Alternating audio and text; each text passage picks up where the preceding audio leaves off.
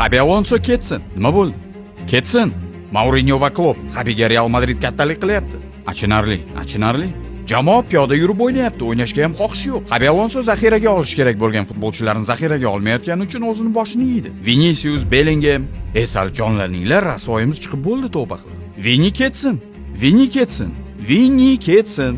Vaziyatlarimiz bo'ldi, faqat futbolchilarimizdan oxiriga qadam yetishmadi. Men oxirigacha Xabi Alonsoni qo'llab-quvvatlayman. Agar Mbappe bo'lmasa, u hech narsa qila olmaydi. Vinicius nima qilyapti? Vinicius qayerda? Hamma o'yinlarda shunday, duh bilan o'ynash kerak. Chempionlar ligasining o'yini-ku bu. Madridning libosi oq rangda, u hech qachon sharmandalik bilan kirib bo'lmasligi kerak.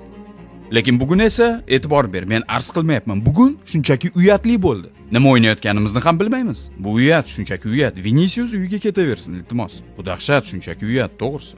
Bu mavsumda yetakchilar Valverde, Vinicius. Ular qayerda? O'zini ko'rsatayotgan yagona futbolchi Kurtuva. Jamoada yetakchi yo'q. Faqat bitta futbolchi bizni qutqaryapti, boshqa yo'q. Yaxshi o'ynaganlar. Faqat Carreras, Chouameni va ozgina Rodrigo bo'ldi. Kim hafsalangni pir qildi? Menimi? Umumiy jamoa. Bu shunchaki uyat. Xabi Alonsoning ortidan pichoq urishmoqda.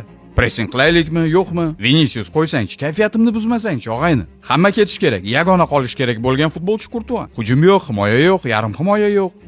O'lik, jamoa o'lik. Vinicius ketish kerak, bunday o'ynab bo'lmaydi, to'g'risi. Natijasi aniq bo'lgan hukm o'qib bo'lingan.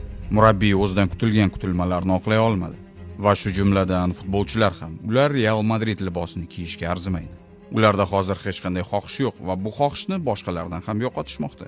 Va faqat aynan futbolchilar asosiy aybdorlar. Nima bo'lishidan qat'iy nazar, kimdir Real Madrid libosini kiydimi, so'nggi nafasigacha uni himoya qilish kerak.